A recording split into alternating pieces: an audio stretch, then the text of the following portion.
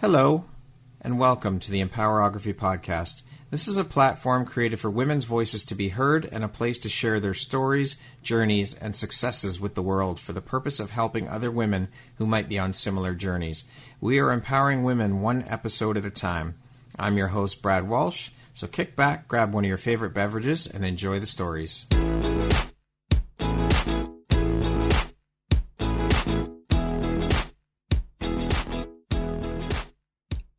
Good afternoon, everyone. Brad Walsh here, your host of the Empowerography Podcast in Toronto. My guest today is Merav Richter. She is a best-selling author, a two-time TEDx speaker, a poet, a comedian. She's had videos that have gone viral. She's a mother, a couple of years on stage doing the vagina monologues. And last, but certainly not least, a 25-year career with an international airline. You've traveled the world while pursuing so many other things. Where on earth do you find the time, Rav? And welcome, by the way. Welcome to the Empowerography Podcast. That's quite the extensive resume. How are you today? I'm fantastic. Thank you, Brad. It's such an honor to be here with you again. The last time I saw you, I think, was in a very fantastic photography shoot that you were hosting, that I was having a photography session with you. And that was an incredible experience. And I just say that in the sense, I'm not dodging your question. Where on earth do you find the time for you?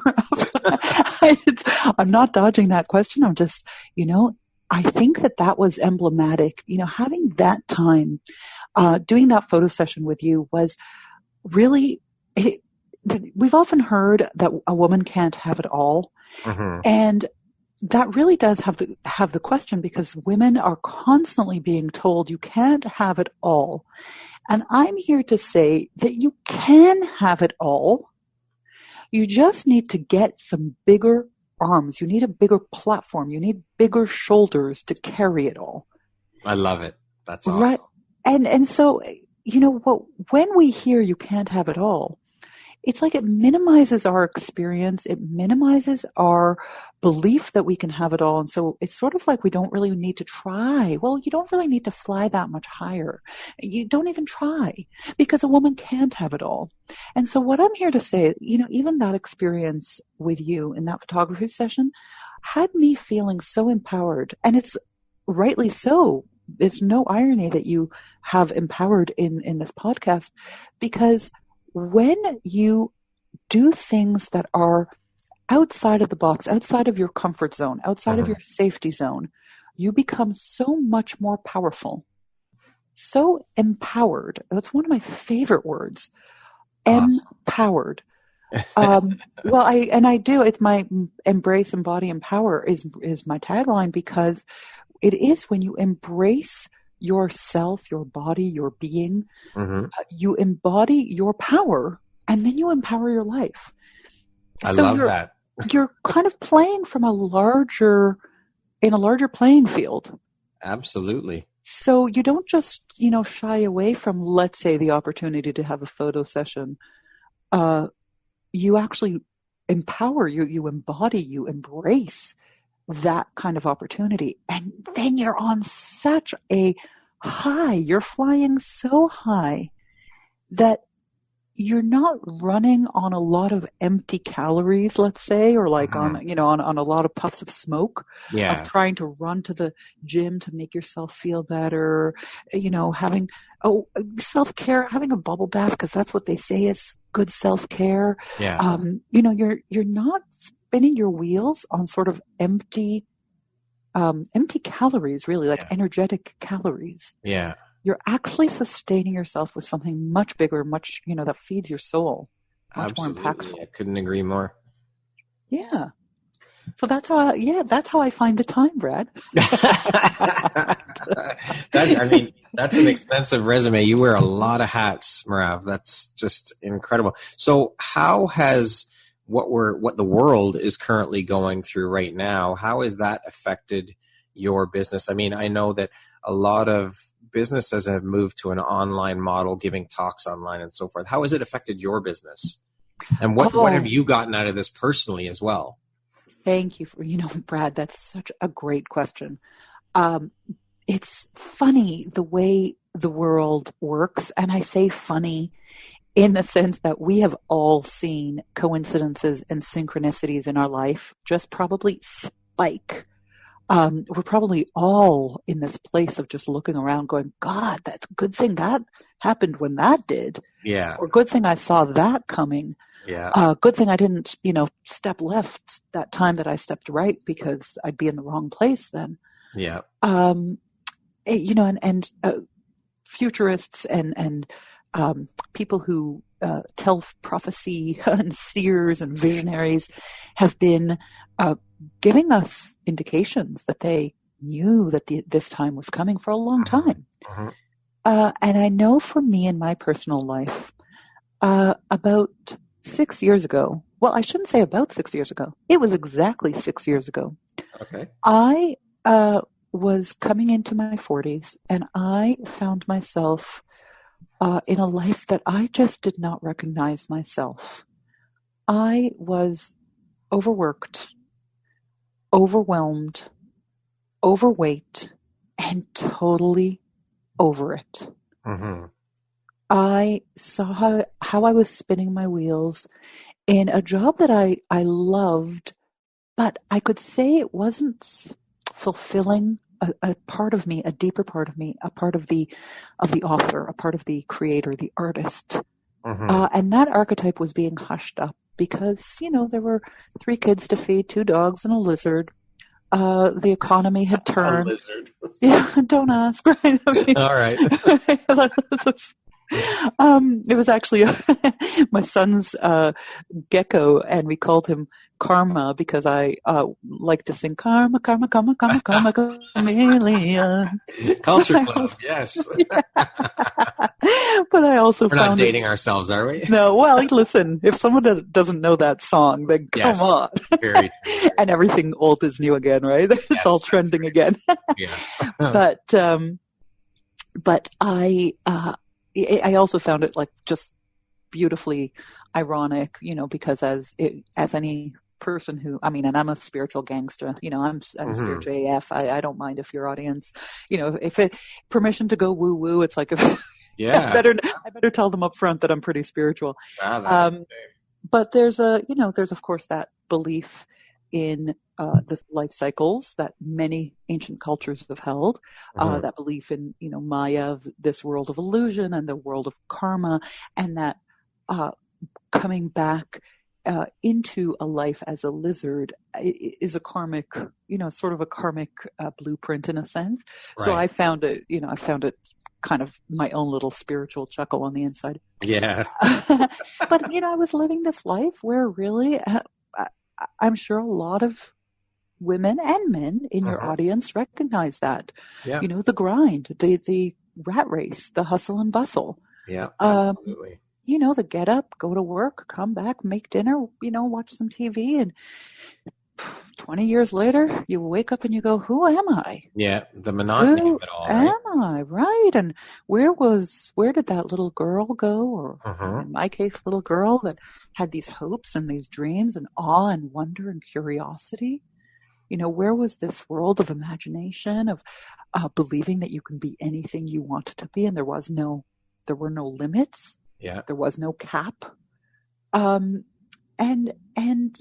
recognizing that and doing some deep spiritual healing work at that time, I realized that one of the things that I had wanted to do throughout my life since I was a little girl, I'd always wanted to be a stewardess, as I called it back then, because I had a lisp, and that's what it was called back then. Right. I wanted to fly around the world as a stewardess, and or what became a flight attendant later, and I fulfilled that, starting in the company and then growing my way, up through and creating some really cool initiatives there. But one thing that was missing for me was that part about being an author.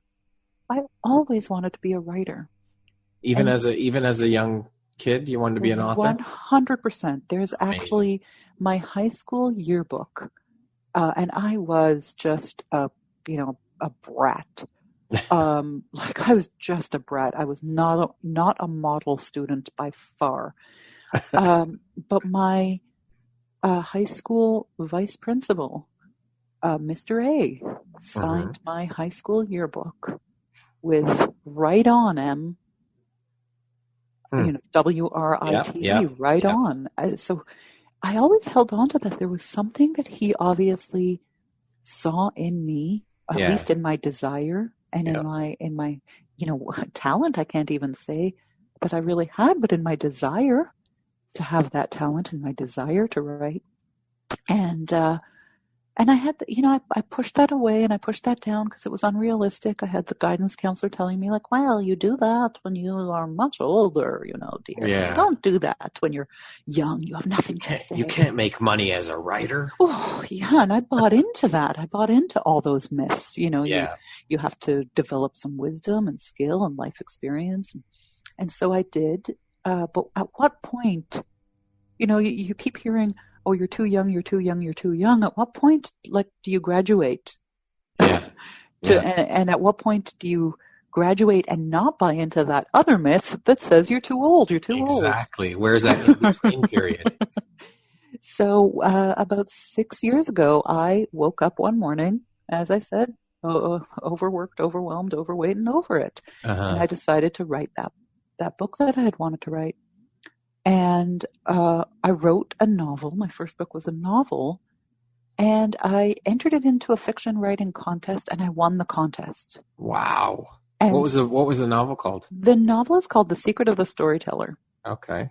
And I actually went under the pseudonym M. Richter. Okay. But I spelled it E-M. But there's a few great little stories, but to make a long story, as in the essence of brevity, let me just make a long story short. Sure. It was M. Richter, written under the pseudonym M. Richter at the time, The Secret of the Storyteller. And that really catalyzed me and put me on the path to say, I am now an author. I mean, I at first I would kind of whisper it and lower my eyes and duck my head down, sort of like, Mousy, I'm an author. So I was able to step into it and step into it and step into it. And shout it from the rooftops. There's a power in that, right? There's just a power in that identity shift. And I worked with a coach at the time, and everyone who I ever work with, whether they're coaches back then that I worked with and now my coachees, everyone always becomes friends. There's no distinction for me.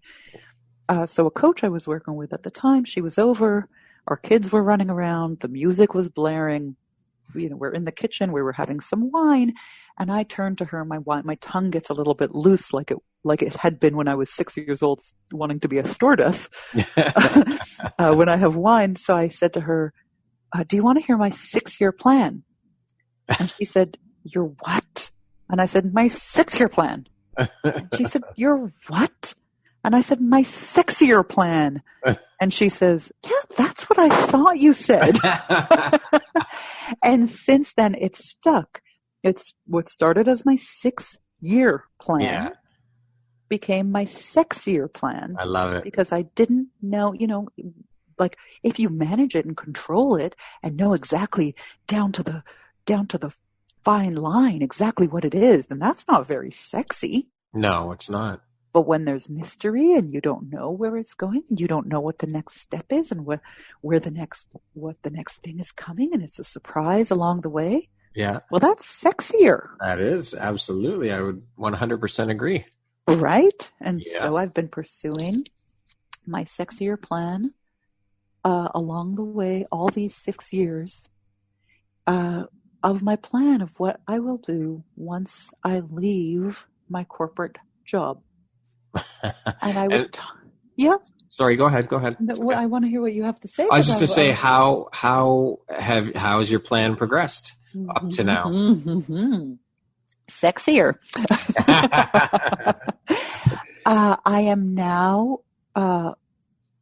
So the 6-year, the birth date, the anniversary of that date is shortly around the corner.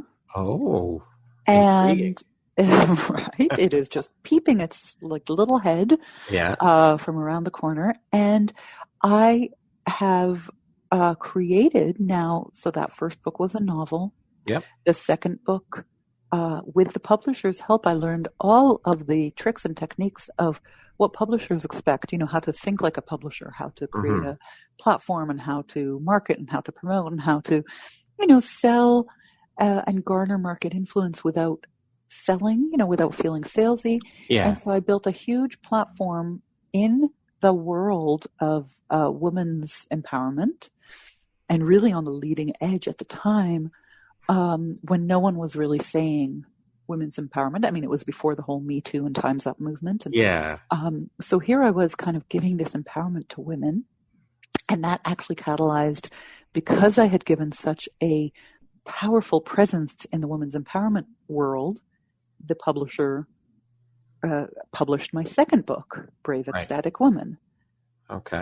And that came into the world. And here's the sexier part, because sometimes sexier doesn't always look like growth and expansion. Sometimes it also looks like just your next best step. Yeah. At the same time that I had all this world booked, traveling the world, I had conferences and speeches and book signings and book tour and radio appearances, sort of television appearances, radio interviews, podcasts, all lined up for Brave Ecstatic Woman, that the publisher had organized. At the exact same time, my daughter, so I have 2 boys and a girl, my daughter was having a really hard time adjusting to school. Okay. And I was getting called from the school every single day to come pick her up. In fact, she was actually asked to leave grade 1. And what it turned out at that time, what we didn't know, what later became apparent and became diagnosed, was an autism diagnosis, an autism spectrum diagnosis. And so at that time, I had all of this world of empowering women set up in my future. But my number one woman needed me. So I made the decision.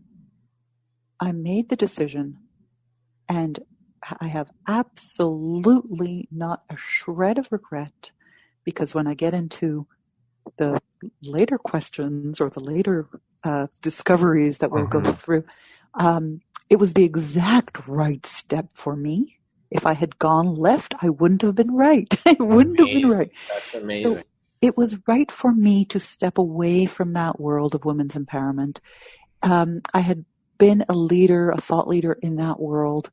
That world kind of grew exponentially. And I was very proud to be on the leading edge of that movement.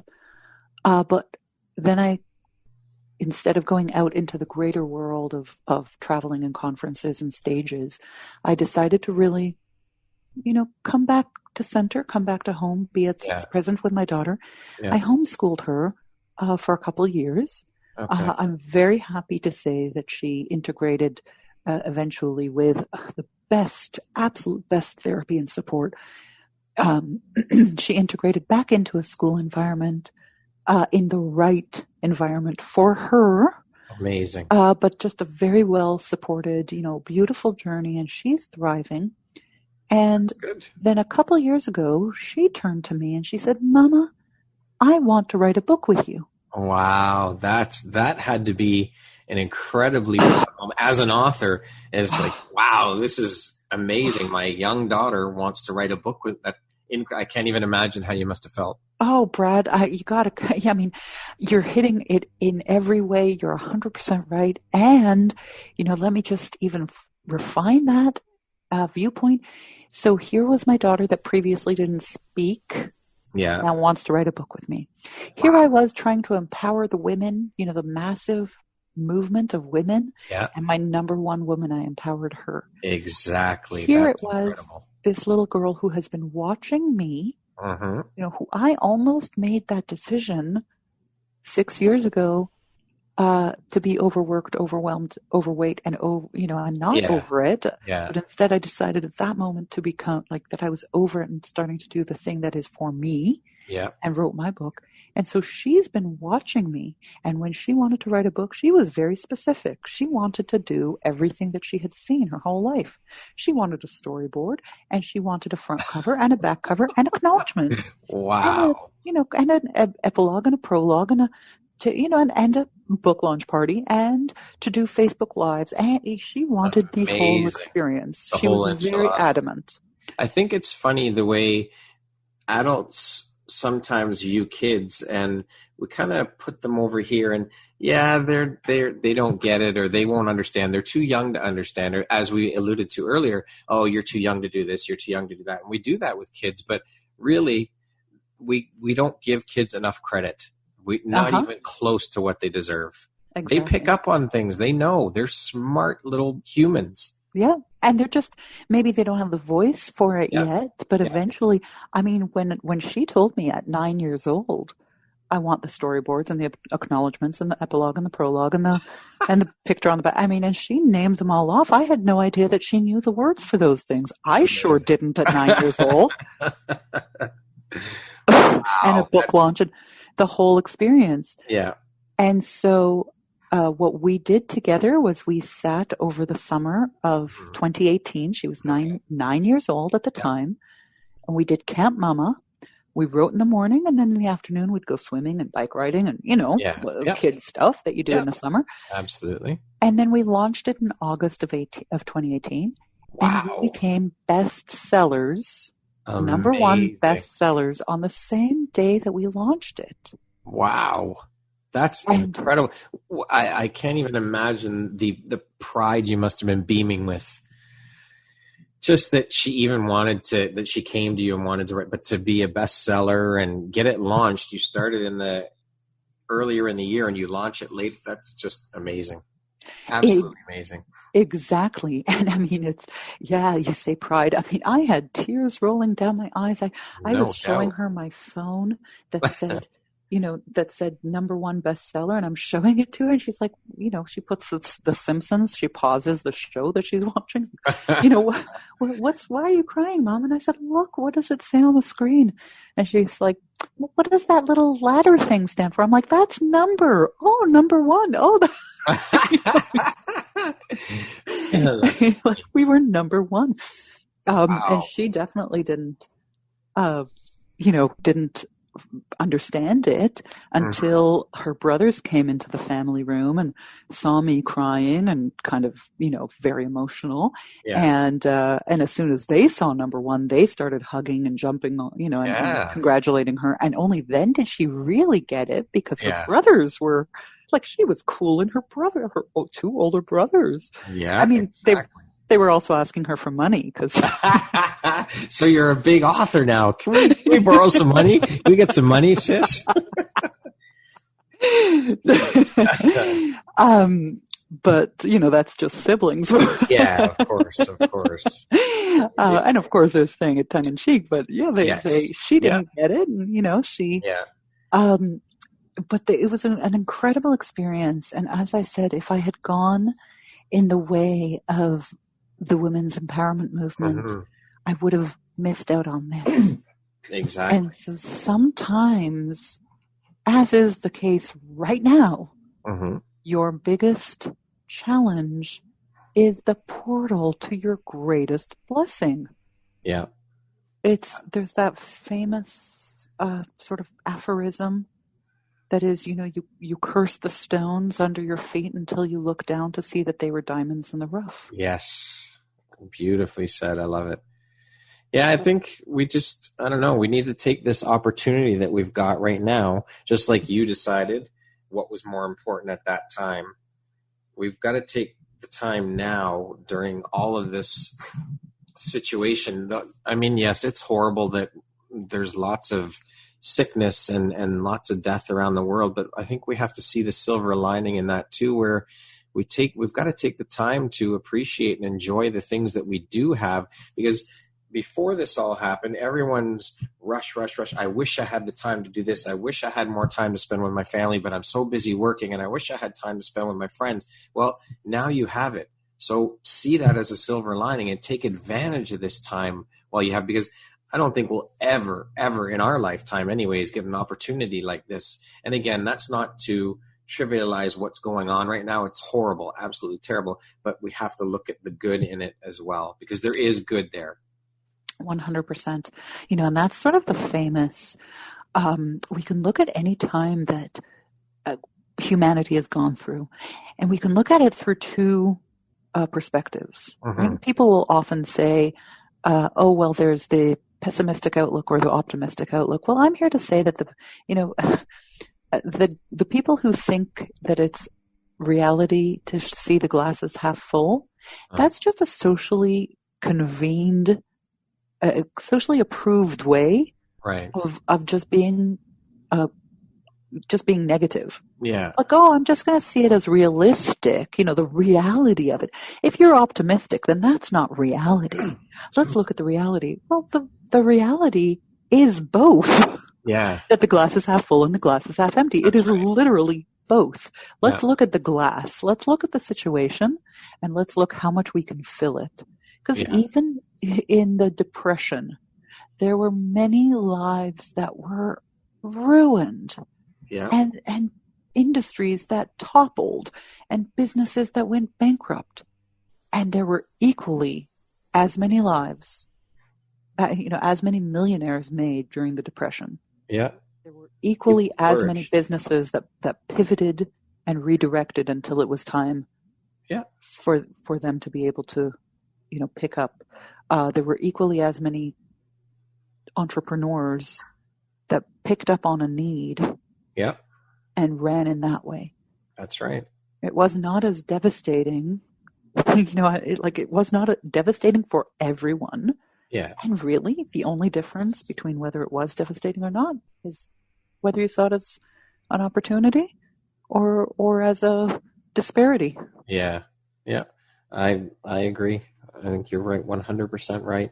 We just have to pause and just look at it, the situation, and then reevaluate everything and just find the good in it. There is good there. 100%. So I want to get back to talking about your books. So let's talk about the book you wrote with your daughter. Yeah. The Search for Maya. So what's that all about? How did that come about? I know she came to you and said she wanted to write a book, but where did the title come from? What's the book about? That's actually such a great question. The title, so everything with the book that my daughter and I co-wrote is definitely a co-creation. I know I could see it as I would tell people that my daughter and I wrote and published a book. I could see, I heard the hesitation in people's minds or in their questions that they thought that I wrote it, and then just attached her name to it, because how could she really at 9? And I really wanted to make a point of not editing out her sections. We wrote it so that I wrote the mom's point of view and she wrote the girl's point of view. Right. And the girl's point of view reads like a 9-year-old speaks. Okay. An adult could not have created that in the same way. Yeah. And so I really wanted to make sure that I'm showing the world that this is actually authentic. And the name actually, so my daughter was very particular about wanting one of two names. There are two sisters. So she loved the name she loved both names, Maya and Lily. Okay. And of course, Maya, as I told you before, because I'm spiritual AF, I know that Maya in the Hindu religion is the world of illusion. So this world that we live in is actually illusion, and our souls actually live in the real world. Right. And we're just, we are under the illusion that this is the real world. Yeah. And that's called Maya. So for me, so The Search for Maya is the story of a young girl who is undiagnosed on the autism spectrum. Okay.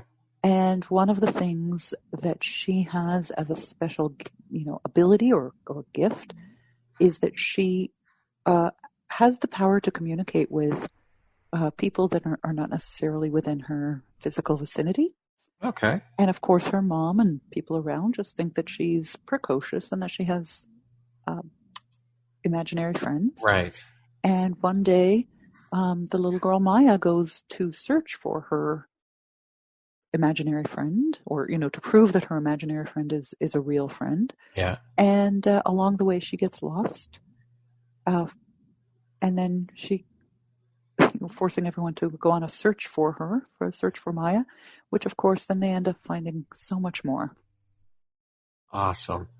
That sounds like an amazing read. How was the process? Like, how did that whole process work? The writing process, co-writing with your daughter. How did that all work? Can you explain a bit about that process?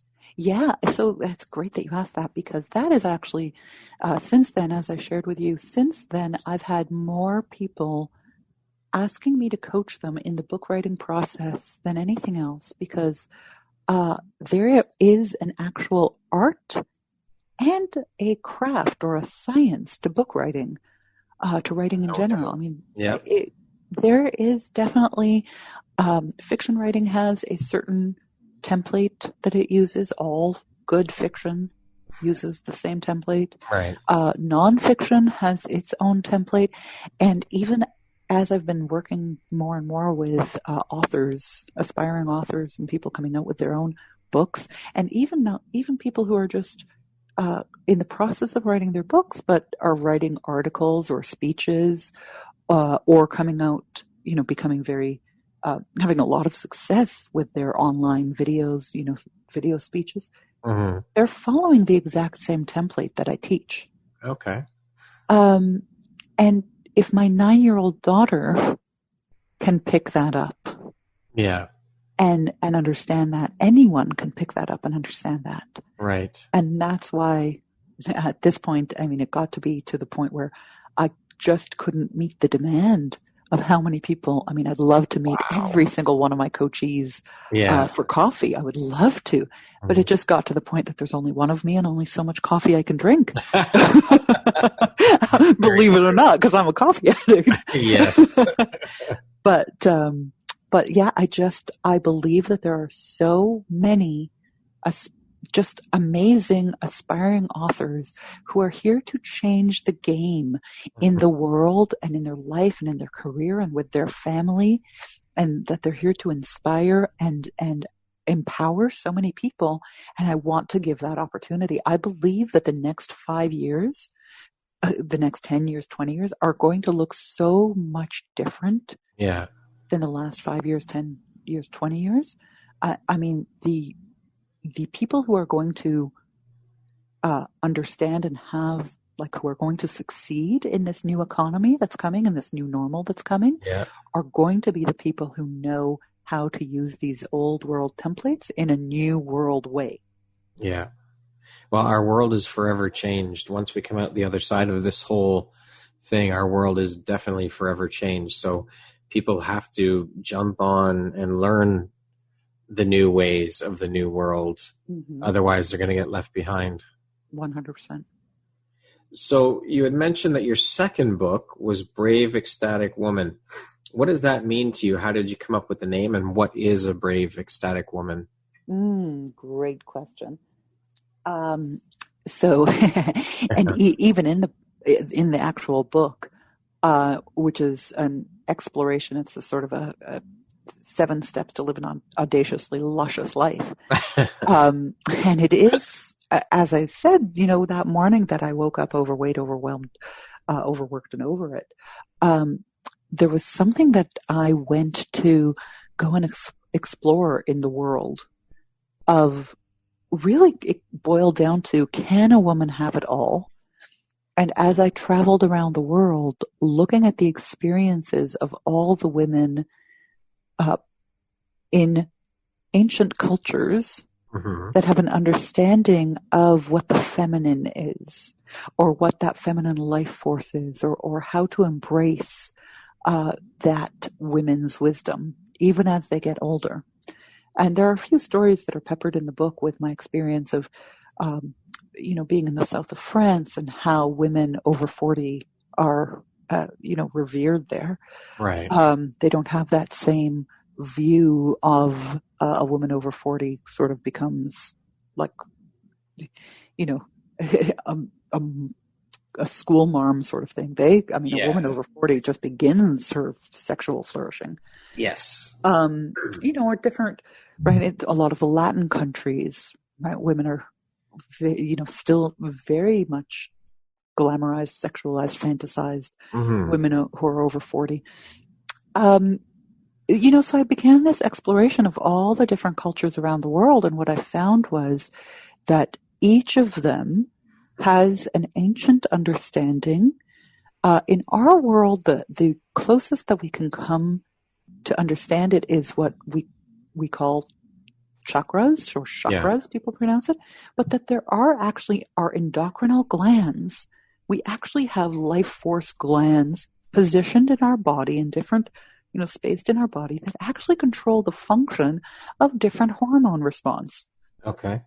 And so when we're actually doing activities that create an abundance of certain hormones, like in our Western world, women are creating abundance of adrenaline and therefore cortisol response, right? We're just running on empty all the time. Yeah. And when we're running on those hormones, there is no place for sort of the creative hormones like estrogen, the oxytocin that comes from the heart, right? What we now know as the endocrinal center, but what was anciently called the heart chakra. Okay. There are certain secretions, endocrinal glands that secrete certain hormones.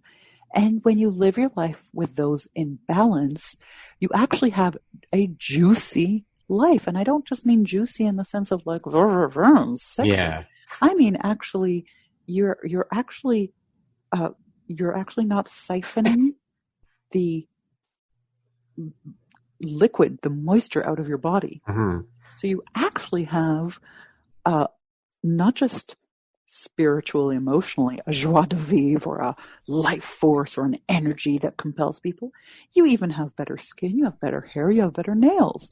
Yeah. I mean, these are just, it's not to discount the science just because we're talking about spirituality. Yeah. The two are not mutually exclusive. Live your life in a certain way, it ages you. Now, living your life in other ways keeps you young and vibrant. Yeah. And that's what I consider ecstasy. Okay. And then being brave enough is, that has that whole other element of there's only one thing keeping us from that. And that's having the courage to step into that. Fear plays a big part in all that, right? Mm-hmm. Mm-hmm.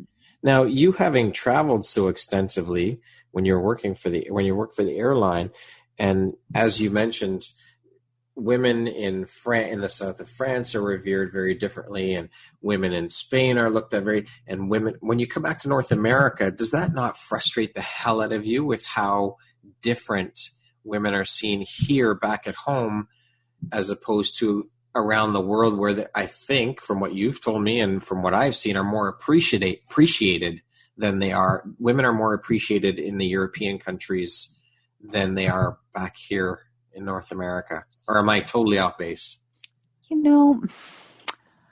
I don't think you're off base at all. I think, though, that it's a matter of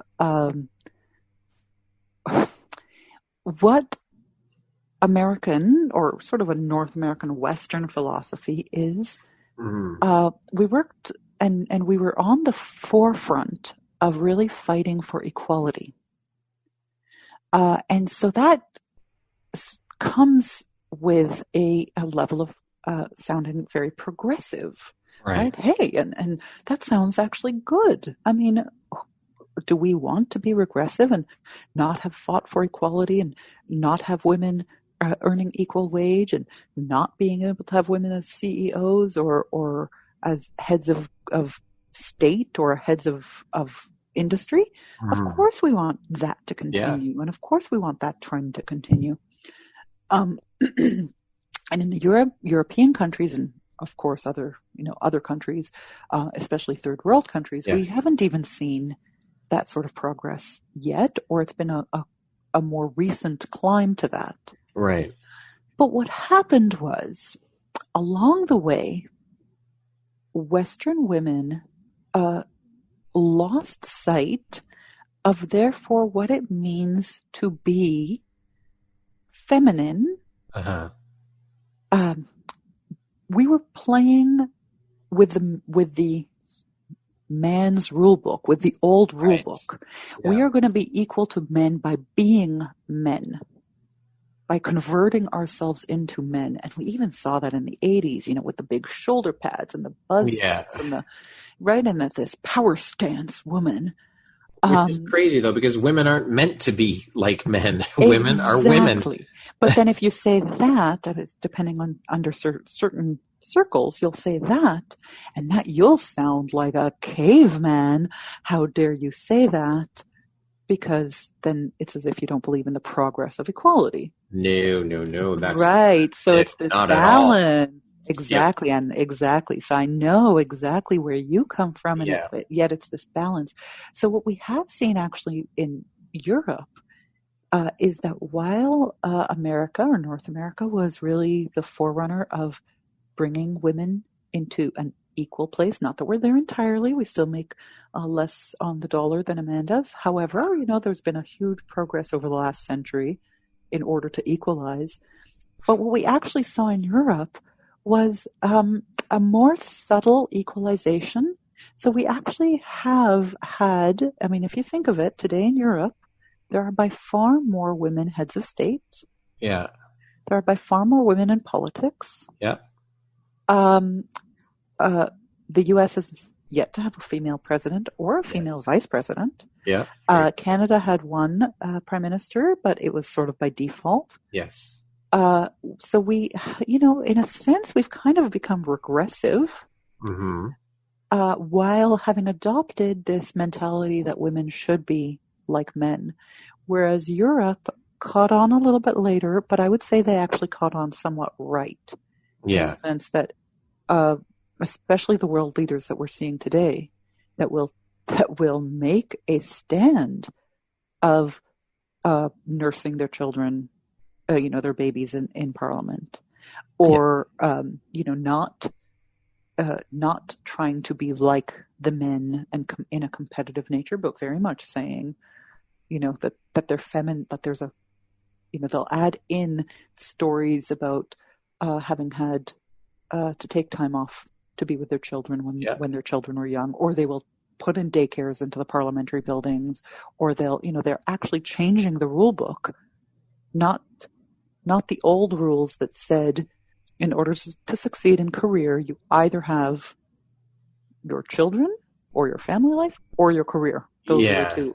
That's archaic and caveman thinking. That's just in today's day and age. It's no, you can have both, and more women need to hear and believe that they can have both. And I think we're getting there, but I still don't think we're anywhere near where we should be. And I think, that's not just, that's part and parcel, men and women together. Right. I was actually just recently in a parenting panel interview where there was a huge focus on men taking paternity leaves and how a man's experience coming back into the workforce after paternity leave, how it really isn't any different than a woman coming back into the workforce after a maternity leave. They have the same challenges, and the work has evolved without them, and they feel kind of like they're behind the 8 ball on it.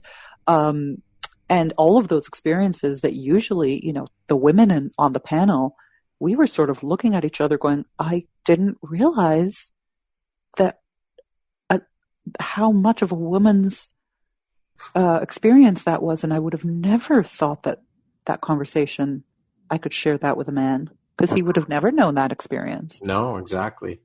I think it's good that men are getting to experience that and see what it's like, see what women have gone through for decades, years and years of it. It's great.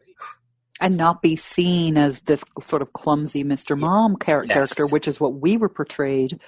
And we are dating ourselves again. Yeah. But really, if we think of it like back in the 80s or even 90s, that Mr. Mom character where he's like, well, he's not incapable, but He doesn't do a very good job. right. And we find comedy in it because, Yes. hey, come on, Yes. men aren't really capable of running the house and doing the dishes. And, as if every woman is sort of born innately capable. Yeah.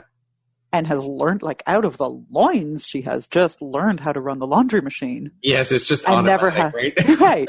And that she never had any bungled up experiences with the laundry, No. overflowing. We wouldn't find that as funny. We'd just be like, oh, well, she's not very good. Yeah, you're right. So, of all the hats you wear, of course, excluding being a mother, what would you say is your favorite? What do you get the most joy out of? I think that's a fantastic, fantastic question. And it's like, it makes me feel like, this multidimensional being that, is, how do you fit the universe into a cup? Yeah. Like which cup? As you're saying that, it just makes me think of, when you were a kid and you used to take a piece of paper and accordion it, Yep. fold it one way, fold it the other to make a fan, or to put pictures, or it just makes me think of, if you folded each one of those folds, it is its own world to itself. Okay, that makes sense. But the next fold over is just as interesting as the fold before. Yeah. I guess it's kind of like asking you to choose which one of your children you love the most, right? In a way. Yeah. I mean, and there's that joke that mothers will say, well, there's always one favorite. Yes. Honestly, there really is not. There's obviously times where you have more time that you've spent with one or the other, and so there's more memories in that time. Right. But definitely the love is equal everywhere. It's really just more of each one of my accordion folds, each one of my hats, each one of my identities is so necessary to the other ones. Okay. So, as an example, me as an author, empowered me having this fantastic experience of writing with my daughter. Yes. Right, one led into the other one. Yeah. Me writing with my daughter, actually, I didn't tell you how the world expanded for me from that. No. My sexier plan. So when we launched that book, we actually raised money and awareness towards autism. Amazing. Yeah, we raised quite a lot of money. Actually, it was $10,000 just on the day that we launched it that we raised for autism awareness. But we went on to have companies, corporate sponsors, and companies that lined up with and donated on our behalf. So we actually raised at this point probably somewhere in the $30,000 to $40,000. Amazing. In just things that we opened up for companies. Now, in addition, what happened was that the big national airline heard about this. Yeah. Well, not just they heard, they actually were one of the initial sponsors. They actually donated tickets that were held in the raffle for our book launch, which was one of the big ways that we were able to raise the money. So when they heard about it, or when more people heard about it in the decision-making places of the airline, when I actually came in with this dream that I had, and the reason I had this dream, my daughter had a very good friend that she would walk home with every Thursday, and that friend's name was Angelica. My daughter's name is Ella, and every Thursday, Ella and Angelica would be at my house, and every Thursday evening, when Angelica's mom came, I would always invite her in for wine or tea or cheese. And one Thursday, it was exactly this same situation, and Angelica's mom, Amy, came in, and we all sat at the kitchen table. And Amy started asking me, wasn't I afraid to fly? And I said, no, not at all. And so she started telling me the story, how she's herself a very nervous traveler. Her daughter, Angelica, has never been on a flight because, and they started telling me the story of the one time that they tried to get Angelica on a flight. Angelica, being on the autism spectrum, the airport experience was so hectic and loud and crazy and chaotic for her that by the time they got to the gate with all the announcements and all the everything, Angelica took one look out the window and saw the airplane taxiing into the gate, saw its size and its massive and its wings, and she got overwhelmed and ran away from her mom, ran away from the gate and went and hid. Now, if you've ever been in an airport where a child has gone missing, you will know that as soon as a child goes missing, because, you don't want a child to be able to board a flight with somebody, right? I mean, this is very dangerous. Yeah. So a child goes missing, the whole airport sounds an alarm and the whole airport shuts down. Nothing moves. Yeah. And so that's exactly what happened. And now the mom, Amy, is embarrassed and she doesn't know what to do. And she's freaking out. I mean, above being embarrassed, she wants to find her daughter. Yeah. And doesn't matter how much she's assured by the police that have come involved and everything that they will find her. Yeah. I mean, she is traumatized. They finally find Angelica in the bathroom. They reunite her with her mother. The two, the mother and daughter are both traumatized. And the mother decides, forget this. No way, no how. I'm not flying. And she never flew with her daughter. And they're telling me this story at my kitchen table. Yeah. And after they tell me this story, my daughter pipes up and says, oh, Angelica, you were, by the time you got through the safety, like the security and the big airport and all of that, if you would have just gotten on the plane, you would have actually seen how comfortable it is. You would have watched a movie. It would have been a fine experience. The rest is easy. The rest is easy. You didn't give it, you got scared by the scary part. Yeah. But you already finished the scary part. The rest is easy. And Angelica was saying, oh, it doesn't matter. I'm not, no one can convince me. And my daughter Ella says, well, you should have my mom take you. And I started saying, yeah, you know what? I can do that actually. And I'm thinking to myself, well, I'll find a way. I'll get her a ticket. I mean, I can arrange it. No problem. Yeah. And as I'm saying, I can make that happen, Angelica turns to me with her big brown eyes and she says, and do you promise the plane won't take off? And I'm sitting there going, oh, shoot, in my head. How do I do that? Yeah. But challenge accepted. Yeah. And that promise that I made to Angelica to find a way to get her on a plane that doesn't take off, I created that at the national airline. I came in and I pitched it and created this initiative called Open Skies for Autism.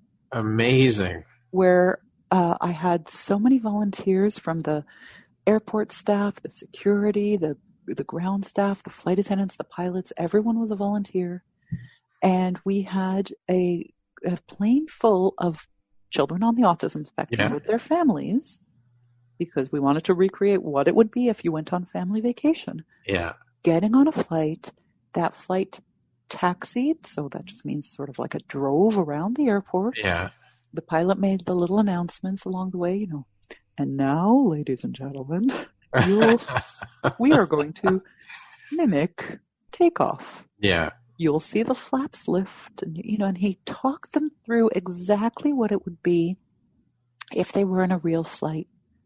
You'll hear the engines turn on, you'll feel a vibration, all of that. And we went for about a 40-minute drive around the airport, and it was one of the most phenomenal experiences in those little kids' lives. No doubt. That's incredible. Yeah, it was pretty amazing. Wow. Pretty amazing. And all that came because a little girl, well, first of all, my little girl wanted to write a book with me. Yeah. It's funny how things lead into each other. Exactly. Well, like I was saying, if you would have stepped left, then you wouldn't have been right. Yeah, that's right. Incredible. So, exactly. So here I am in my sexier plan. Yeah. A month before that big looming date. Yeah. And of the 25-year date. Yeah. And I have built this beautiful legacy called Open Skies for Autism, which will continue. And I've written 3 books, one of them co-written with my daughter, all of them bestsellers. I've been asked to speak at TEDx twice about my experiences. I mean, that's a fulfilled life. I mean, all this goodness that's come out of one experience by not going on that book tour. Like all of this other stuff that has happened, like a domino effect, is just incredible. It really is, Brad. It really is. And it's sexier. Yes, it is absolutely. Sexier. And, I credit that hiccup, in a sense, the little challenge. Yeah. Because as much as I loved and still do love the world of women's empowerment, I did not align with the way that it went. Yeah. After the leading edge. Yeah. So, it wouldn't have fit. Like that glove just wouldn't have fit. Yeah. It just wasn't the right time. Yeah. Well, because, the universe had sexier things in line for me. That's right. Far sexier things have happened, I would say. Much more value has been added to your life and more fulfillment and richness, and all through that one little, as you called it, hiccup. Yep. Just changed the direction completely. It's just amazing.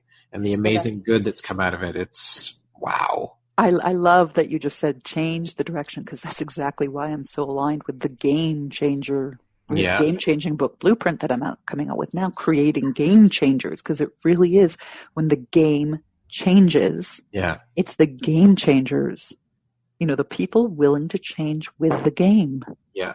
Because if not, you're going to get left behind anyways. You've got to change with the times and change with just go with the flow. You never know where it's going to take you. And it could end up being sexier than you thought it was going to be, right? As it did for you. Completely. Amazing. And I'm all about sexier. That's right. Who doesn't want sexier? That's right. Your sexier plan.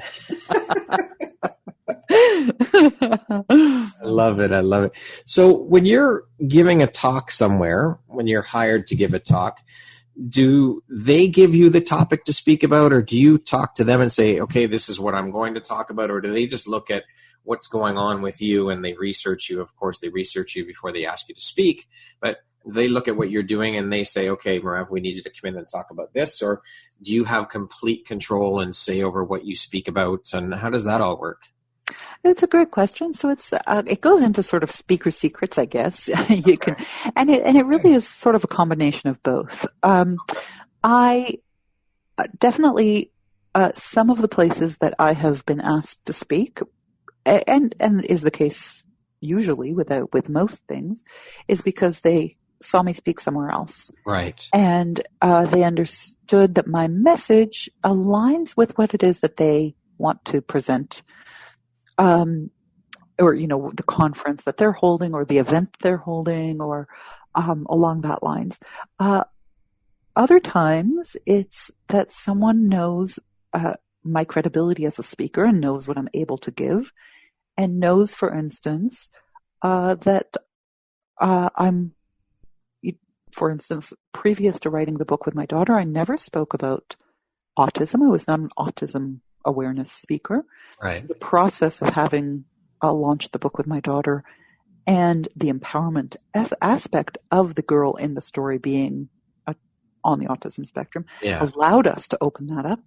And so, of course, a lot of people who have that experience, which, of course, I mean, we're looking at today one, the numbers are so astronomically growing exponentially that I can't even keep up with the latest statistics. Yeah. And so even by the time this podcast airs, the statistics may be different. Right. So I'll ask your audience, please excuse me if you know that the statistics are different. Keep in mind that they're changing all the time. But today in Canada, we're looking at 1 in 46 children on the autism spectrum. That's staggering. Yeah, and that's the statistic. So that's between 0 to 18. And so definitely it leans a lot higher for the younger ages. Right. Than, sort of the curve. So really, if you look at, that 4-year-old, 5-year-old, we're projecting that it's actually more like 1 in 22. Wow. And I say we're projecting simply because some children haven't yet been diagnosed, or some, there's considerations. Yeah. So the numbers are huge in the sense of autism. So of course, what that means is that there's a huge amount of women men as well, but because I speak, because I can only speak from the mother's experience.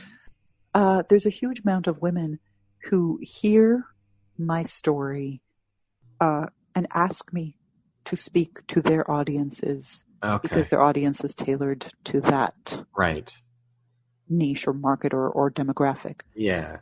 Then in addition, there's times that I know of an event that I'd like to speak at. I shouldn't say I actually have an agent. I have someone who actually does that for me. Right. Where she pairs me up with events that are looking for speakers, and she submits on my behalf a range of topics that are my niche, that are my expertise. Areas of expertise. Yeah.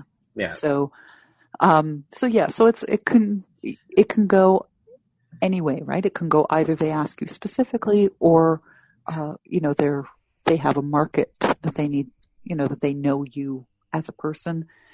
And so even though I didn't speak about that previously, I was asked to speak about that often because of my experience with it. Right. Okay. So it goes 3 ways. I'd say the biggest, though, is, and this is for any aspiring speaker, is go out and speak as much as you can.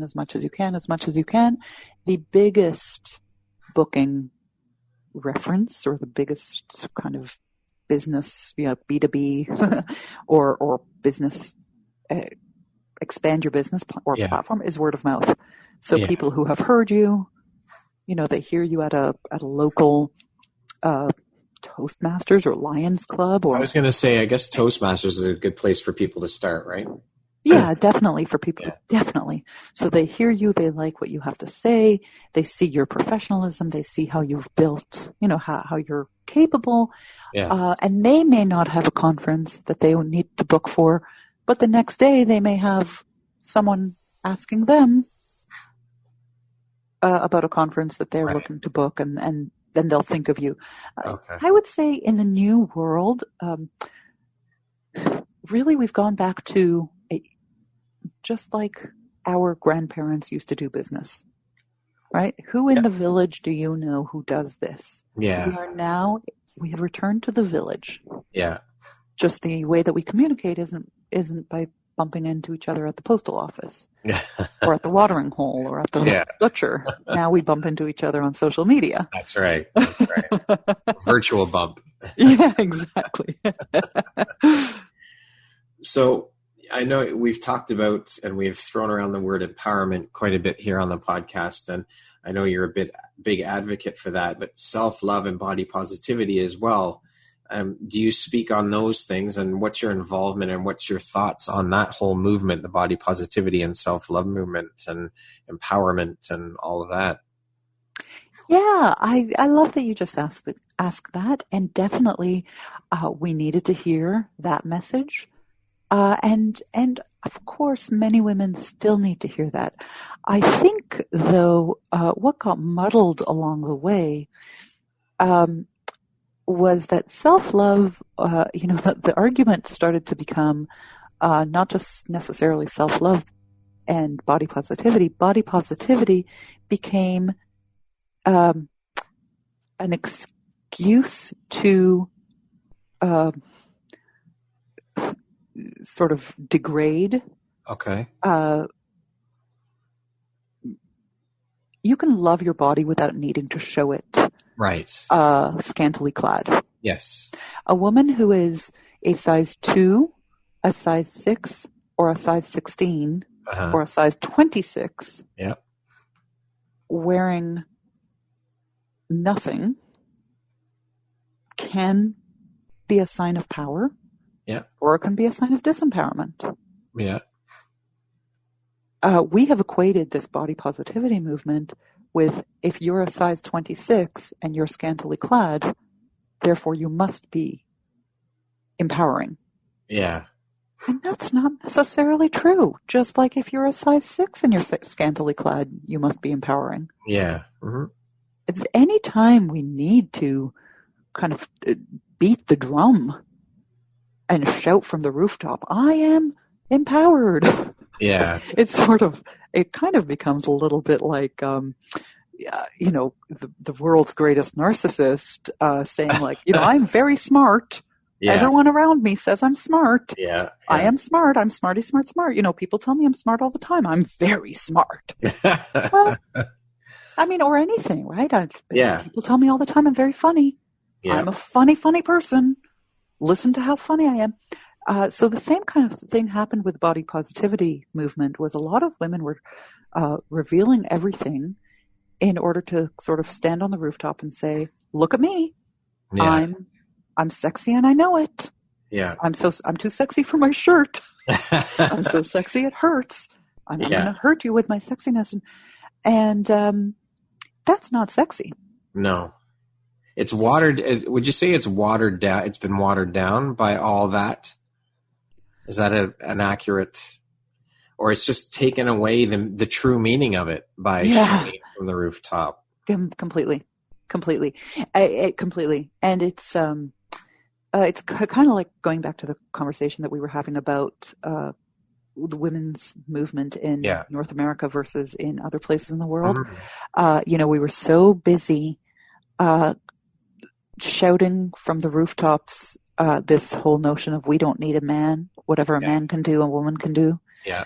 Let us kind of join in the army of burning our bras. Yeah. And whereas a much more balanced approach, mm-hmm.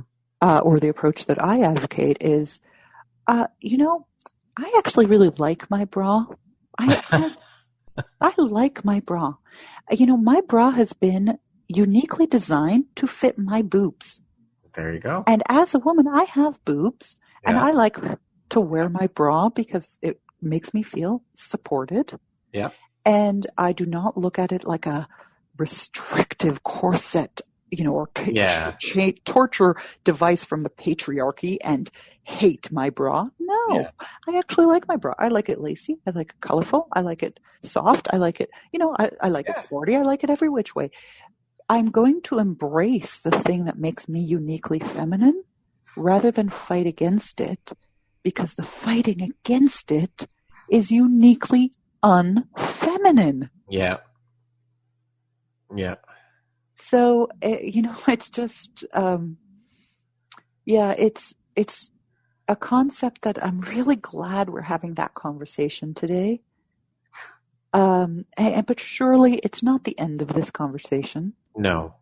The trend will go, towards seeing the epitome of beauty as, the pendulum will swing again, and it will go to stickly thin one day, and then people will cry over it and say, this isn't the image of femininity, and then the pendulum will swing again towards fuller figured, and people will say, well, that's unhealthy, and or we shouldn't have to demand, that the image of beauty, and it will, the argument will continue as it always has. Yeah. I know for me today, I am a huge fan, a huge fan of Ashley Graham. Okay. Yeah. I'm an avid reader, so for anyone who hasn't yet read her book, A New Model, she is very candid and authentic and speaks very from the heart. She wears her heart on her sleeve. She is just really everything that you want in an author and an authority in the space. And not only is she beautiful, but she also has broken the bounds of what it means to be a model. And not just that, but how to create, use that influencer status to create new businesses that empower other women. And she, for me, she's sort of the epitome of really being at one and at peace with your body. And that doesn't mean, showing every bit of skin for the world to see. It doesn't mean, it doesn't mean disrespecting your body. Yeah. It means giving your body the ultimate respect and treat. Your body is a cathedral.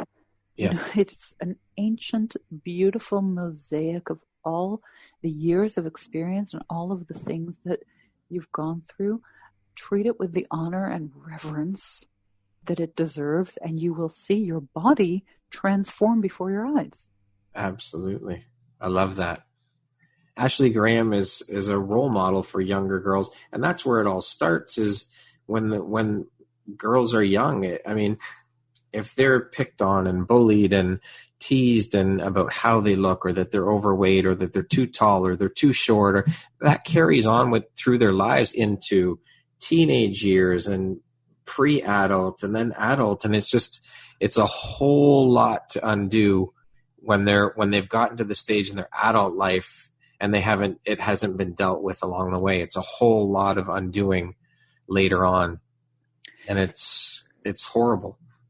And 100%, and I completely agree with you. And when the standards of women accepting themselves are only based on the exterior, then they don't see worth beyond the exterior. Yeah. But what the body positivity movement has kind of been reduced down to, in some sectors, not in every sector, but in some sectors, some people have taken it, that rather than completely chucking out the identity, like identifying with their body, they've said, oh, look at me, rather than I'm overweight. They say, look at me, I'm full figure, look at my body. Yeah. But what they've done then is they've made the body their identity. Yeah. Which, as long as it's their body is their identity, then we'll never get away from that judgment of, what's a woman's worth? Yeah. You're right. Based on her body. It doesn't matter if you're too skinny, you're too fat, you're too this, you're too that.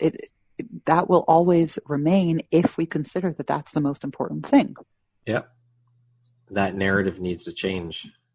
Yeah. So let's go down a not so serious path. Let's go off route for a bit. What excites you about being an entrepreneur? I am a creator. So as you said, I wear many, many hats. Yes. So it's like that multidimensionality. I am so stoked. I am not a techie by far, but I do love leading edge conversations. So I love new tech. I love innovation. I love combining old world ideas in a new world platform. Yeah. So I love that I get to play. I get to create. As I said, even as a corporate, when I wore the corporate hat, I created an inaugural event there. Yeah. So that's just like, so that, not only entrepreneurs get to be creative, you can also be creative in your corporate structure. Yes. Yeah. But that's what I love about being an entrepreneur is that creative, like I get free reign to create. Freedom, yeah. Create. What do you want to do? Create. Yeah. When do you want to do it? Whenever.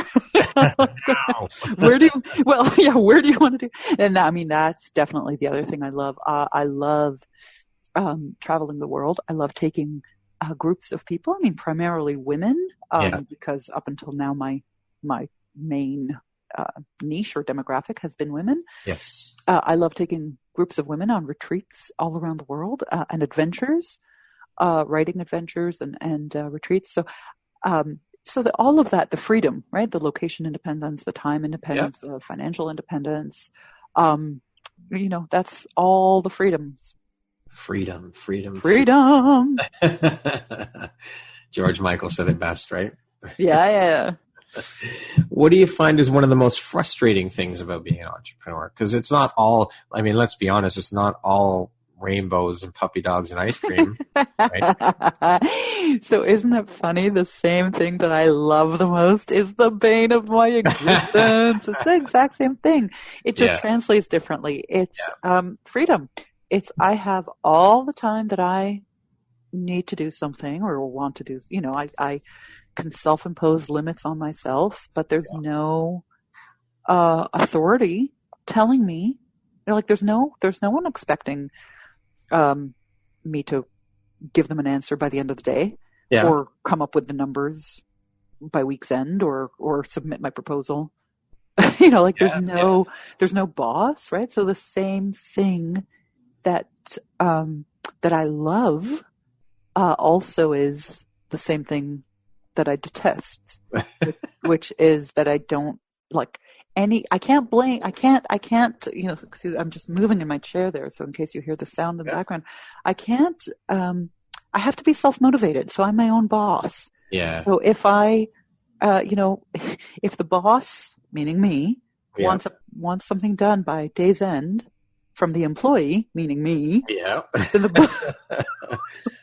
then there's no recourse. No. That the boss, meaning me, can, or the employee can't grumble about how the boss. That's right. I guess you could. It would be quite an interesting conversation with yourself. Yeah, it sounds very schizophrenic. Yeah. Exactly. Which entrepreneurs do you admire? Authors and entrepreneurs. So yeah, I love that you threw in the authors and entrepreneurs because definitely for me, being in the author/authority space, there are many people. As I said, the biggest thing I love is the use of new tech or innovation with old world techniques. So definitely, I love Danielle Laporte. Okay. I absolutely think Seth Godin is a genius. All right. Daniel Pink is someone I really look up to. Other Liz Gilbert, I would say is up there too, though I'm not going to say I didn't love Eat, Pray, Love. Okay, yes, I am going to say it. I didn't love Eat, Pray, Love. You can say it. It's okay. Which is what put her on the map. But I did love some of her other books, like Big Magic, and I love what she stands for and what she represents in the world. Uh-huh. In the sense of really embracing, the technology and being a huge stand for creativity. I love. There's an author. Probably one of the first ones that I really got kind of, she stood out as very unique. And that was way back in the 90s was Sark, who's, Susan Ariel Rainbow Kennedy. Right. Who does these very colorful, positive, things like that. Mm-hmm. So I really, really like her and admire her work as well. So, there are a few. And quite an array of characters. Yeah, and the fact that you just said characters, that sums it up. I like characters. Yeah. I really look up to people who are uniquely their own characters. Mm-hmm. Okay. If you could go back and change anything about how you did things, is there anything that you would change? No, like I was saying, some things, if I would have gone left, I wouldn't have been right. Yeah. Okay. So definitely there's, even some of the, hardships, some of the letdowns, I think if there's anything that I could say that, I don't necessarily regret for me because the way that I did it was the right way for me. Yeah. But if I were to speak to someone who's just stepping out onto this path, what I would say is go with gusto. I just like that. go with gusto. Yeah. Because I was very, I stepped out, but very hesitatingly. And again, like I said, I'm not in any way regretting. I did exactly what was the right thing to do with my family in mind, with my daughter in mind, with my, still keeping a corporate job. And, definitely the pacing needed to be the pacing that I had. But for someone who really wants to spread their wings and come into this new normal in a big way, then go with gusto.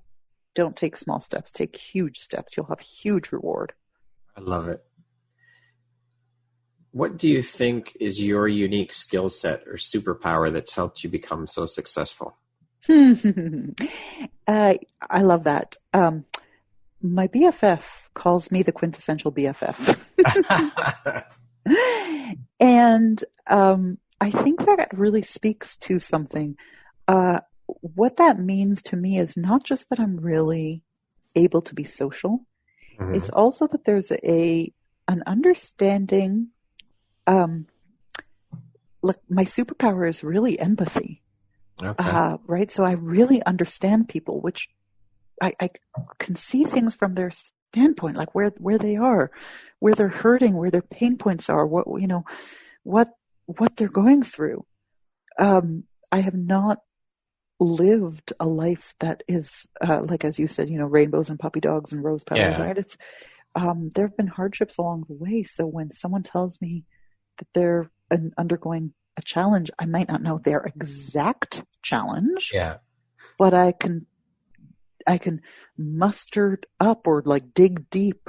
Yeah. To understand, like, I lost my mom when I was very young, and my dad was never in the picture. And, there was a lot that I had to grow up on my own. And, of course, the story I shared with my daughter. And, of course, there's also the day-to-day trivialities and tribulations. So I can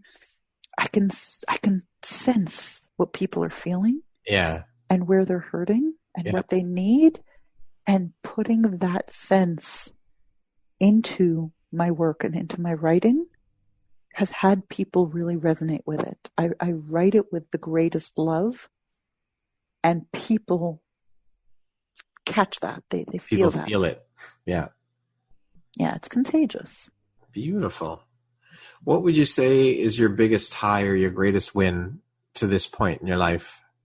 I mean, to be cliche and say I gave birth to 3 kids, no drugs, right? I mean, listen, I know it sounds cliche, and for anyone who hasn't had the birthing experience, you might kind of hear that and go, well, you need to say that, you're a mom. And it's like, no, they're actually, I mean, I had ecstatic birth. I actually literally had like this divine orgasmic experience. So yeah, those are great. But then outside of that, I can't say that, like, giving those TEDx talks were not a high, an ecstatic experience. For sure they were. And I can't say that, like, those #1 bestseller status, like, kind of seeing that and being like, oh gosh, that's definitely a high. Yeah. Or being on stage, as you mentioned, I was in a few years of the productions of the Vagina Monologues. Yeah. Other speaking gigs that I've done. I mean, those are all a high. But to say any single most, oh gosh, and flying and looking out the clouds or the night sky or the aurora borealis, or being in another country and looking, at the moon over the Mediterranean. I mean, those are all things that are, of course, kind of like I can reach into this bucket full of great ecstatic memories. Yeah. But I truly feel like those are, there's sort of like, there's that saying, after the ecstasy, the laundry. Yeah. It's like you have a peak experience and then you go, yes, that's so great. And then it's a memory and you go, oh, that was amazing. And then you start getting into your day-to-day life, and, the singular moment of ecstasy isn't necessarily continuous in your life, but right. the level, like the new you, the up level, that you achieved in that, Mm-hmm. that is kind of like the new hum of your life. Yeah. It's like the new frequency. I was just going to say a new frequency that you're vibrating at. Yeah. And that is more ecstatic than any singular thing, like as a check-marked accomplishment. Yeah. Okay. I like that answer. It's like who you grow into, not what you've done. Yeah. Yeah. What sound or noise do you absolutely love? That's a great question. Oh my gosh. And like I was thinking of all the kind of cliche ones like rain but there's one noise that I actually absolutely adore. It's that sound of a dove cooing. Oh, interesting. Oh, yeah. Yeah. And oh God, that's just music to your ears. Just a beautiful, beautiful sound. Now, it does happen to be that I had my mom died in December, which is very, very cold in Canada. Yeah. And I gave the eulogy. She died in 1998, so it's a long time ago, and I gave the eulogy. I was still very young. And I had my high school friends there in the funeral parlor, and the funeral parlor above the sort of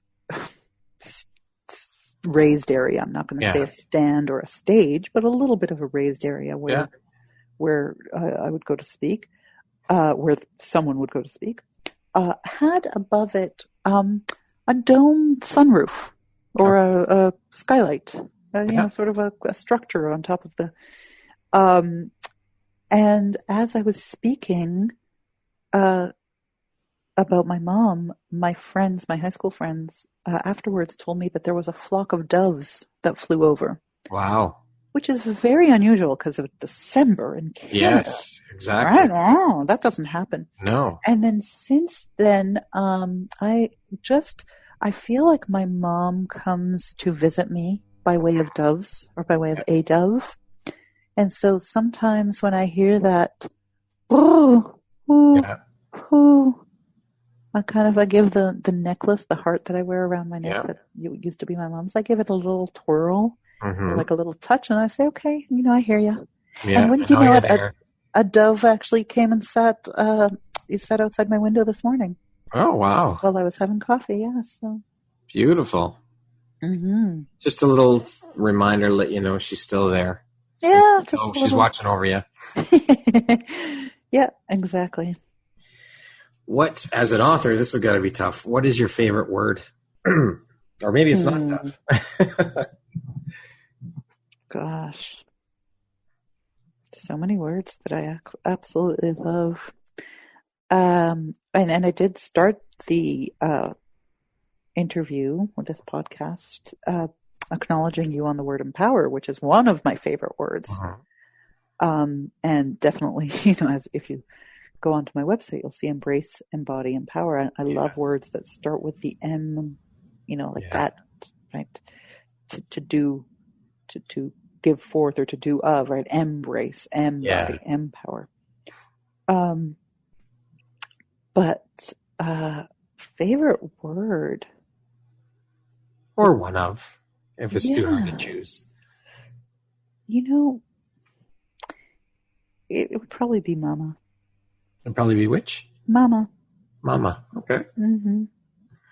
What is your favorite? Sorry, go ahead. No, just because, it was such a joy for me to be mama. And that's evolved, obviously. Yeah. Tongue-in-cheek mother and mom and mom. But, it started out as mama. And that's probably been my favorite word. Nice. Mm-hmm. Nice. What's your favorite curse word? That evil, sinister laugh. Liz, you ask an author a simple question, and rather than coming with one word, they tell you a story. Yeah. In the vagina monologues. I had the part, anyone who has ever seen the vagina monologues will understand, and anyone who has not, I am about to seriously pique their curiosity. But one of the monologues, one of the parts, is of the dominatrix, and the other one is sort of a spoken word poem called Reclaiming Cunt.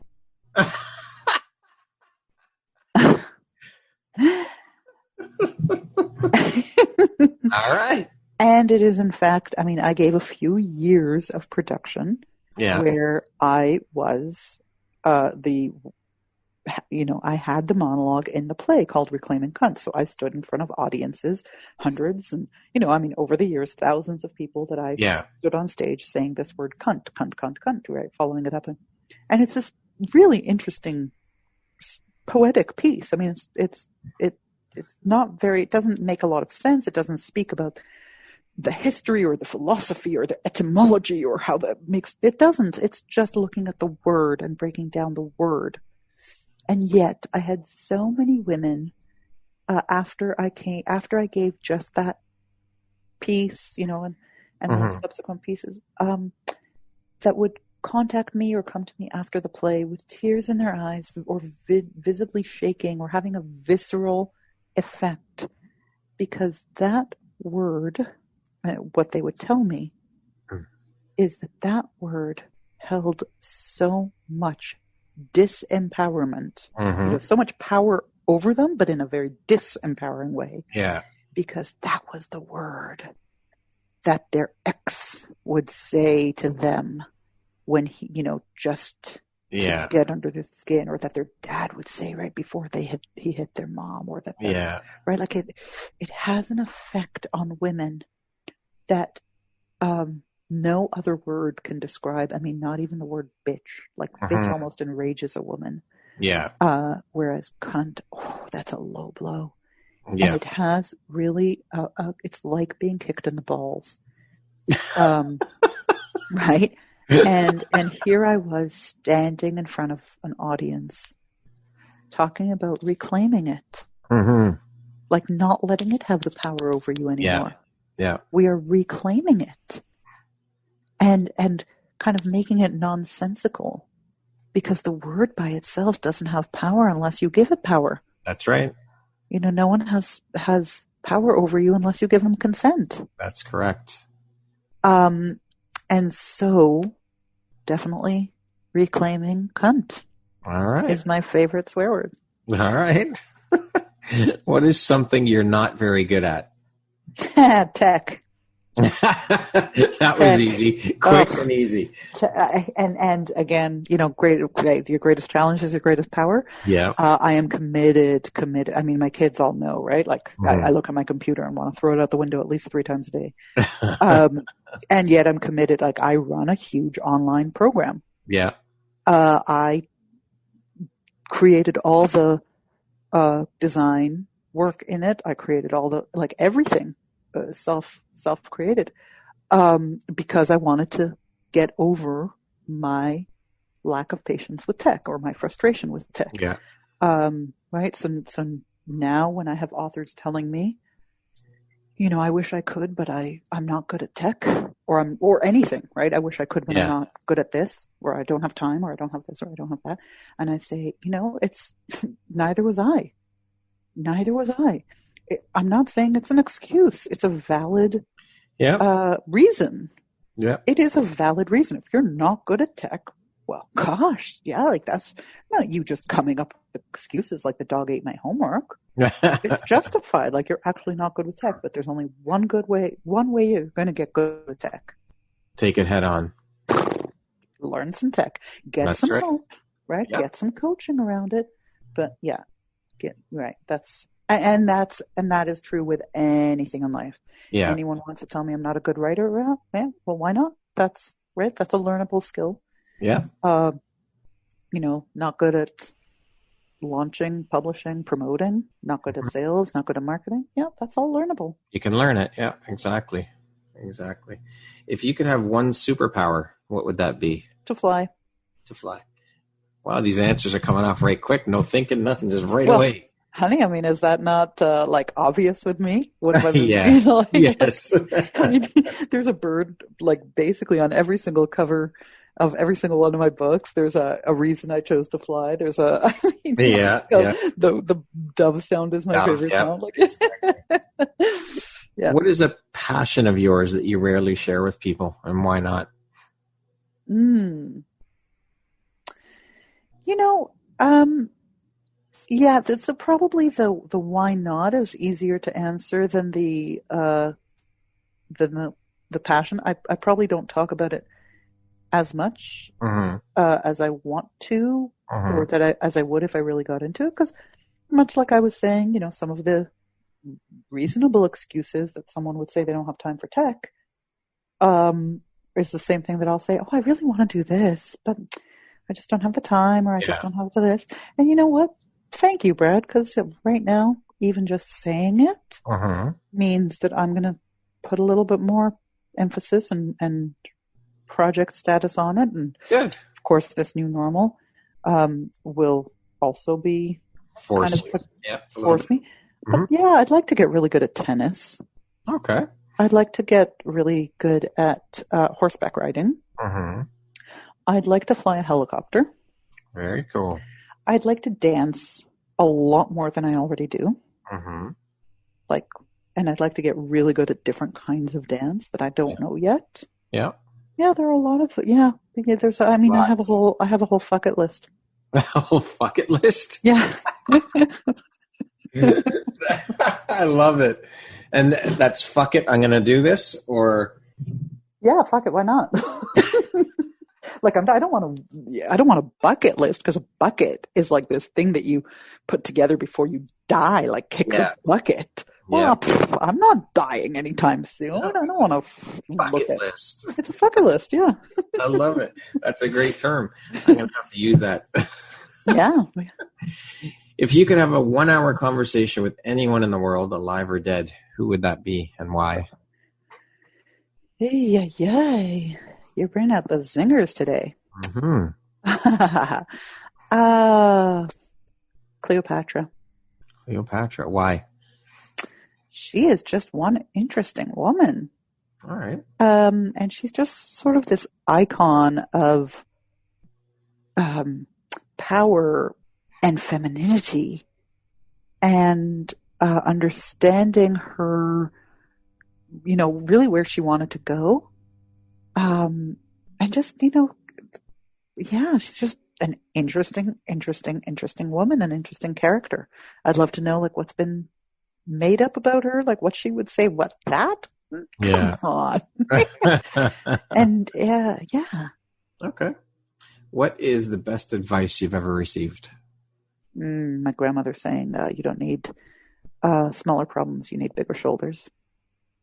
But she said it like, you don't need smaller problems. You need bigger shoulders. Well said. What is your favorite quote? One of. Yeah, there's too many to choose, I'm sure. Yeah. Well, I even was, my husband actually gifted me many years ago an engraving on the back of my iPad, which had a Maya Angelou quote, which was my favorite. And I will say it probably still is my favorite, which is, people won't remember what you said. People won't remember what you did. People will remember how you made them feel. I love that. That's a beautiful quote. How do you define success? What does the word success mean to Merav? Well, it has sex in it.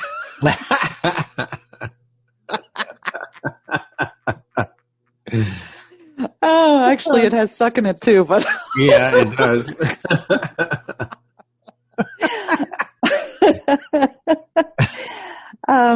Just in the word by itself, not in how I should define it. I think that was, here we were aging ourselves. Now we're also showing our immaturity.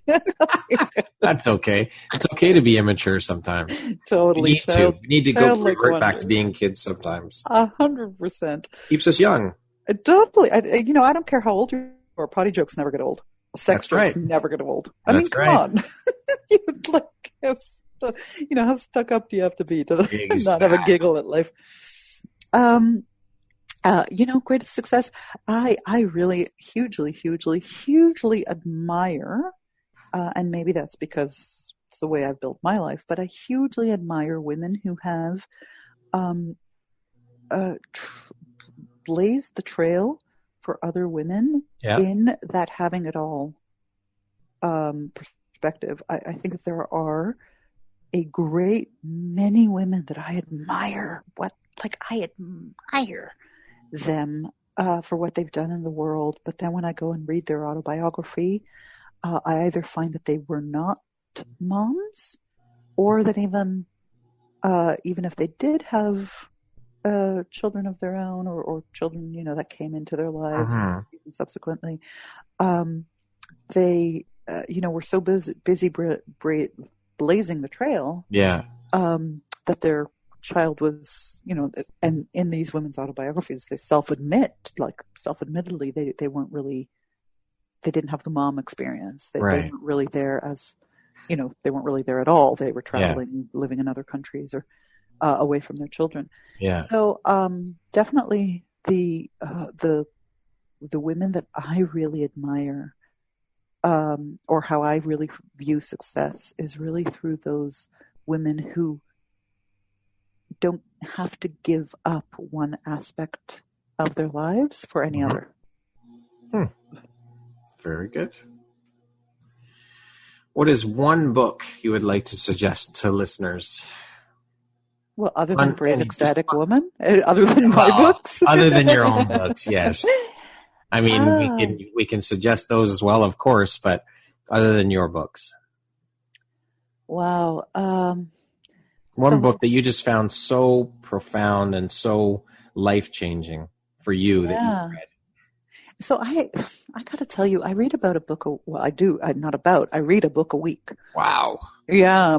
At minimum, I read a book a week. And so when you ask me my favorite book, very often I think of the most recent one because it's sort of like top of mind. Yeah. Man's Search for Meaning, though, that's been sort of the staple that I've recommended over the years. I can't tell how many times Viktor Frankl, who was a Holocaust survivor, who realized that humanity, or man, in the general term, has to define meaning, and through the meaning of their life, that without meaning, life isn't worth living. But meaning is individual.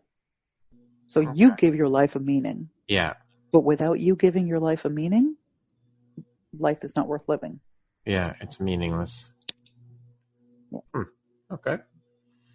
Do you have any big projects that you're currently working on or coming down the pike that you'd like to share with us? Well, yeah, the Game-Changing Book Blueprint is actually just really in the works. Where I help coaches, speakers, entrepreneurs, and other rebels to write, publish, and profit from their best-selling books. Profit being the key. Yes, because there's a lot of training programs out there that sort of teach writing style, and other ones that teach how to get on the bestsellers list, but then not continue with it. Yeah. And then you've got a garage full of 10,000 books. Yeah.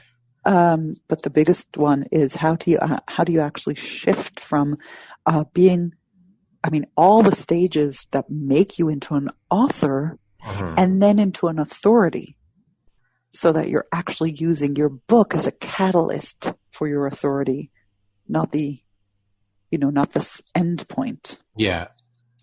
So this is a course, an online course you're creating, a book you're writing. What is it? Sorry. Yeah, it's an online course that I'm creating, that I'm in the midst of launching right now. So by the time this airs, it's going to be obviously out in the world. Awesome. And and down the pipeline, there will be a lot more that comes with that.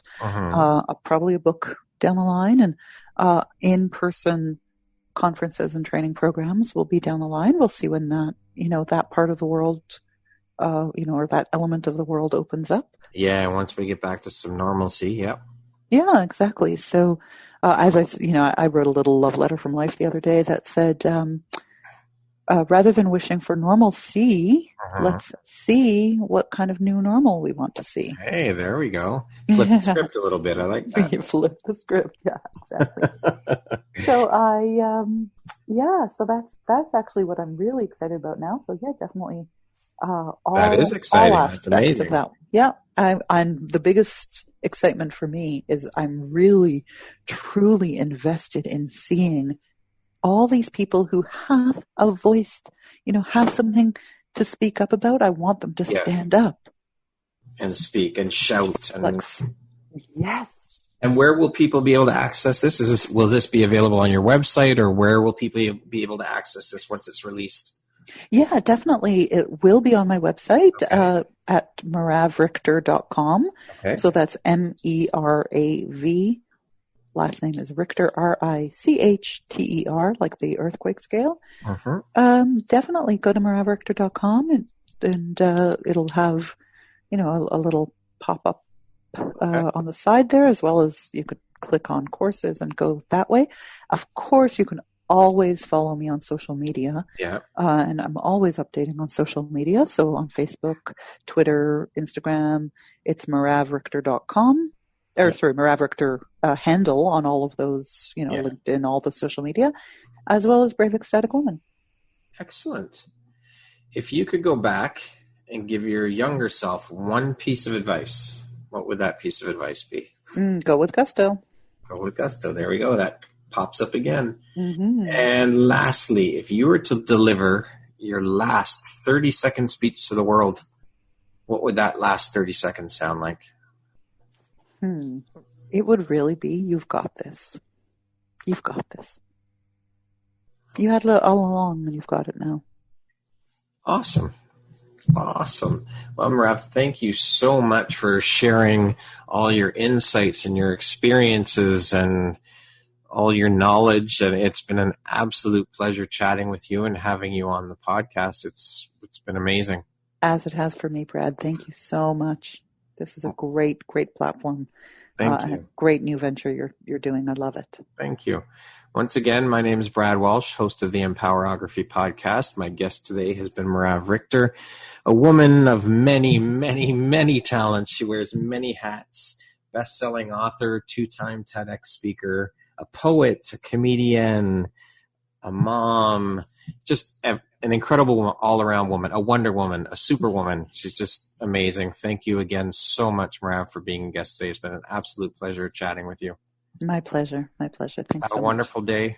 Thank you. You too. And thank you to your audience. It's been a pleasure being here. Thank you.